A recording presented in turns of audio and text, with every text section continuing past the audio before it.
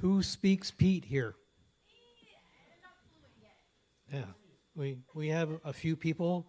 How long has it taken in order to be able to speak Pete? It's a little embarrassing, but I've been listening to it for like 6 years now. Probably seen him a dozen times. Yeah, 6 years and counting.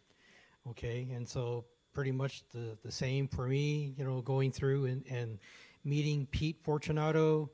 Um, I'm not hooked up to the internet just yet, so I'm not going to show pictures of Pete. Later on, I will be hooked up so that way we can go through and show and also go through. I have handouts, but I don't have enough for every single person. So those who can share, please go ahead and do so. Um, so, not yet.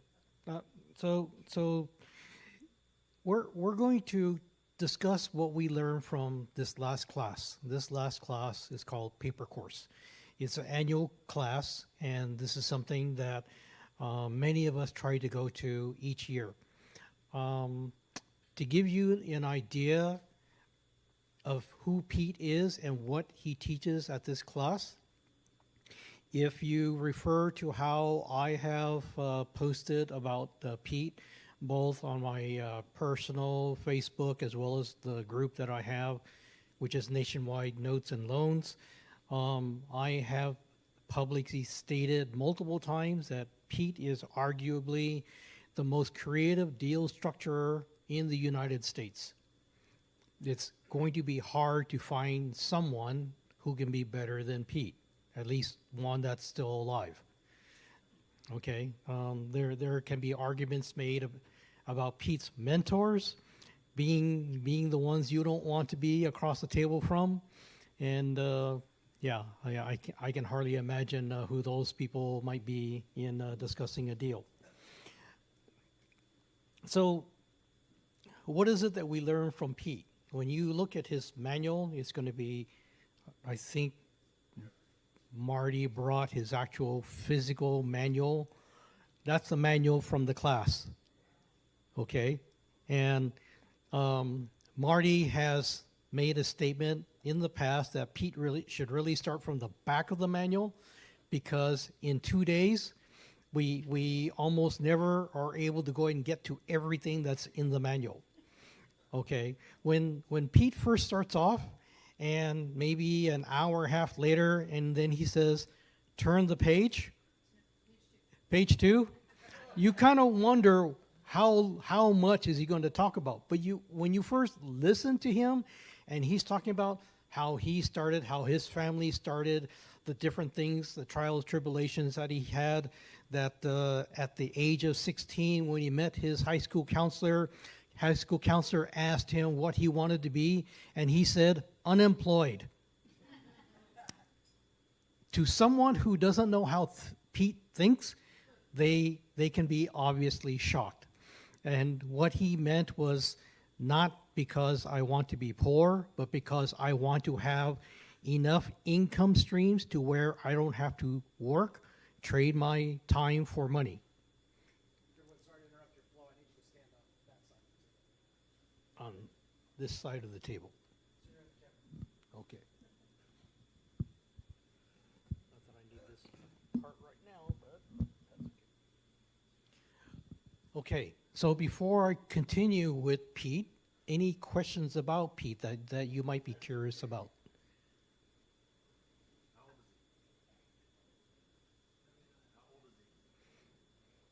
I believe Pete is 78.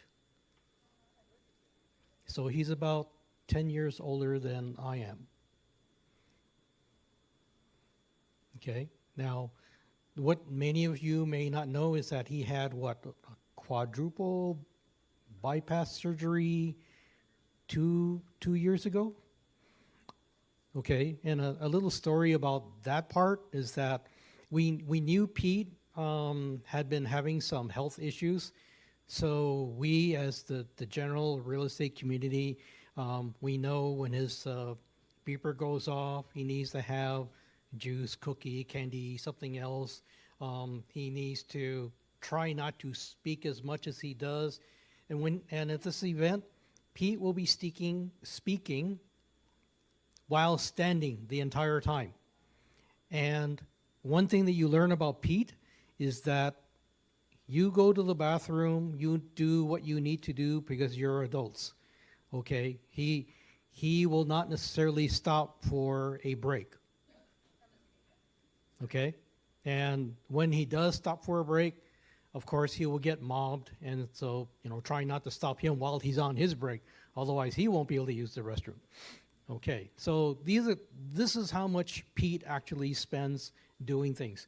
And right after he had his heart surgery for, as an example, L.A. RIA, Bill Tan, called in Bill Cook. Some of you may know Bill Cook as well, another very, very good real estate speaker, also one of my mentors, to go ahead and sub in for Pete. And Bill started talking. Bill Tan started talking and then introducing Bill Cook. Bill Cook starts talking. He notices on Zoom that Pete is on the session. And he says, Pete, are you okay? And he says, oh, I'm fine. This is like the next day after having his heart surgery. And he says, okay, well, anytime you want to chime in, feel free. And he said, Pete starts taking over the entire session, and Bill, every once in a while, would chime in. Okay? That's Pete. Okay? And so Pete is one of those people, along with Bill Cook, along with very few select others. He will provide you with his personal phone number. He will encourage you to call whenever you have a question. And if he's able to answer, then he has time to talk to you. Very, very few people will do something like that. And so I also adopt that. Okay, and so I will have business cards attached to these handout. And feel free to go ahead and call me when you have a question as well. Okay, so we're going to go ahead and start off with how do we also announce this? It's not just Pete speak, but also Fortunisms or some. Oh, Fortunese. Fortunese, yeah, that's a pretty good term. So at one of the other RIAs that I also belong to, we had a whole session on how to translate Pete, because when you go to his first session, his second session, whatever they are, all this stuff is just going over your head, because first you have no idea what he's talking about, and even when you think you have an idea what he's talking about, 30 seconds after that, you don't know what he's talking about. All right, it basically is going to be like that. And you're going to go to multiple courses. You sometimes will see the same content, and then you'll begin to pick up different things. And as you talk to other people, you will get their translation of Pete, and then you will be able to understand. So when you listen to us speak about our takeaways, please tell us if we start talking like Pete and you don't know what it is that we're talking about. Raise your hand and say, translate into English, please. Okay, because as we start getting it, we start using the same words, we start describing things the same way. I'll give you an example. One of the things that we talk about in being able to do deals is that we identify the major components. Who is it that you need in order to make a deal happen? Pete will refer to these as catalysts. Okay, and so just before this session, I'm talking with different people in the group, and I'm mentioning, okay, who is the catalyst that can help make a deal happen? Okay, if your attitude is that I have to know everything, I have to have the money, I have to have the time, I have to have the knowledge. If you're a guy, you might say, I have to have all the tools. Okay, if you have to have all these things before you can actually do a deal, and some of you may also say, well, I have to have an LLC set up, I have to get my EIN number set up, I have to have this much money in a credit line available, things like that. How much time will it be before you actually get a deal done?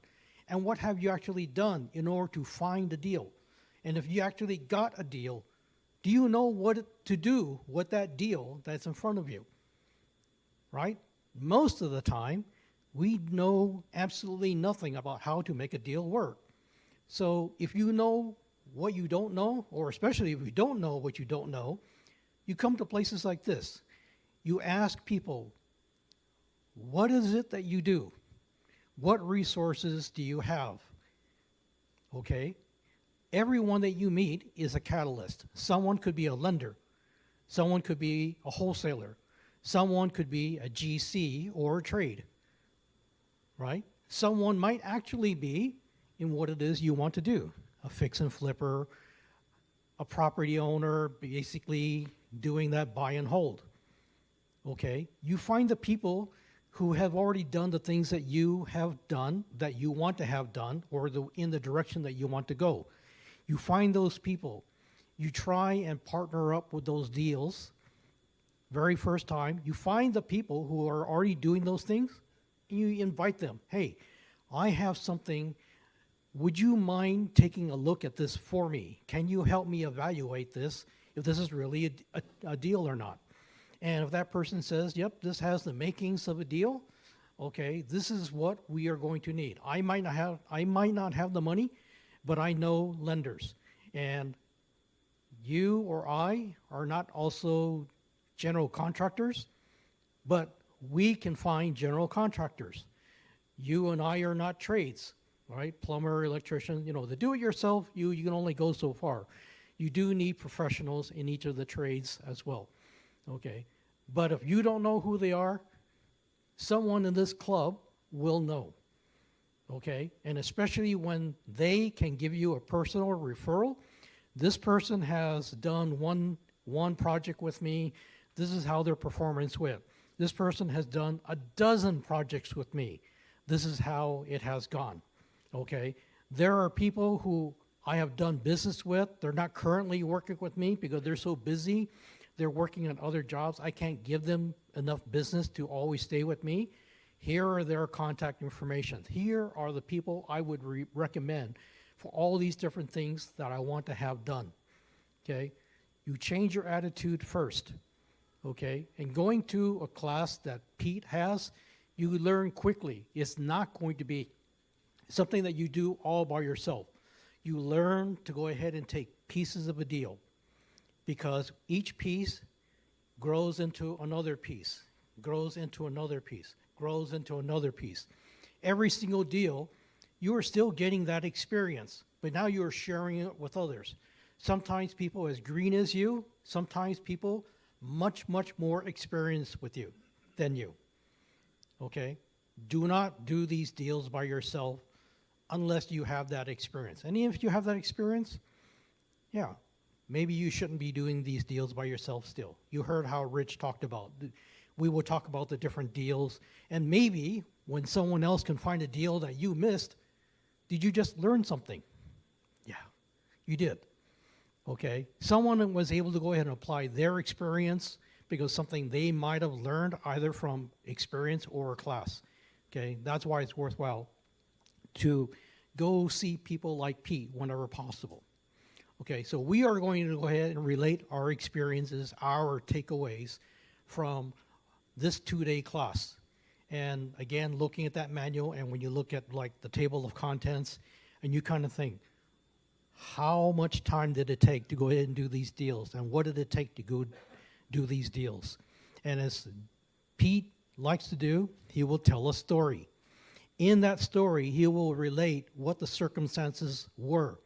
And this is why the paperwork evolved the way it did. This is why the numbers evolved the way they did. Because every one of those problems had to be solved in a different way. And the only way you find out how to solve those problems is to listen. Okay? So what is it the first thing that we learn when we go see Pete? When Pete says, okay, for you guys who have actually seen Pete, what is the famous question? Why would you sell such a nice house like this? Okay, and there are variations of that. Okay, so when you ask that question, that opens up all kinds of different possibilities. It's not just because, well, I need the money. And Pete will say, okay, great, I understand you want to go ahead and sell this house for a pile of money.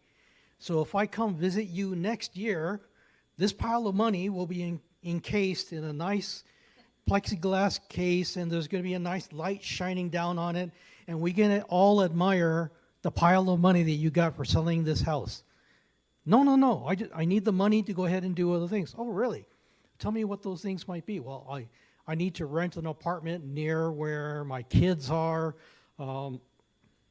I don't want to spend the money for a condo. I don't want the upkeep of a house anymore. These are the things that kind of draw out. Okay, so how much money do you truly need? And are you prepared to pay taxes? Or do you want to have money coming in on a installment basis, on a monthly basis? How are you going to be set to have monthly income? Oh, I'm going to be moving to this place. I don't know if I'm going to have a job right away. I don't know that I can transfer a job over there. I don't think so. I have to find something to go ahead and do in the meantime. I don't know if it's going to pay as much as what I'm getting right now. So if you were to get monthly payments, and it basically would cover your apartment, your utilities, your food costs, still have extra money in the bank, and then be able to cover other expenses, this is the amount you would need on a monthly basis to get you started off with, and maybe you might be able to go ahead and live that way. This is just as an example how a conversation might go. I said, yeah, that actually might be a good plan. Okay, so you don't really need a pile of cash at the very beginning. Well, a pile of cash is what I've been told I need to go ahead and get. Okay, so if you have a pile of cash, what is the natural tendency to do? Spend it. Right. Okay, so if you had a monthly payment and you needed a new car, you probably would budget something that would fit in within that monthly payment. But if you have a pile of cash, maybe you buy a nicer car. Maybe you pay all cash because it sounds better that way, right? That's the way you're taught how to go ahead and do things, right? Pay cash, not on payments, okay? Do not lease because that's the worst way to buy a car. All these kind of things, right? This is kind of stuff that people teach you, okay? So all of a sudden, that big pile of cash has become a small pile of cash. And now, can you replenish that big pile of cash again? Well, you just sold the biggest asset that you had. You're not going to be able to sell it again. These are the things that you also bring up in that conversation. Okay, if you sold this for cash, this is the impact it potentially will have on you. So would it be better that you got payments on a regular basis? Well, yeah, but I could do this amount of interest, and the bank is paying, or I found this online bank that's paying 4.2%. My own bank is paying 0.01%. So I think I would put it in one of these accounts. So if I were to able to structure a deal with you and I could pay you 6% on the money that you would be financing your home to this buyer or to me, assuming that I'm the buyer, would you like to be the bank? Well, I don't want to loan you money. I don't have any money to loan. No, you are going to sell this house to me, okay? You are going to get interest on the payments I have not made to you yet, and you will get that interest every month in the form of a monthly payment.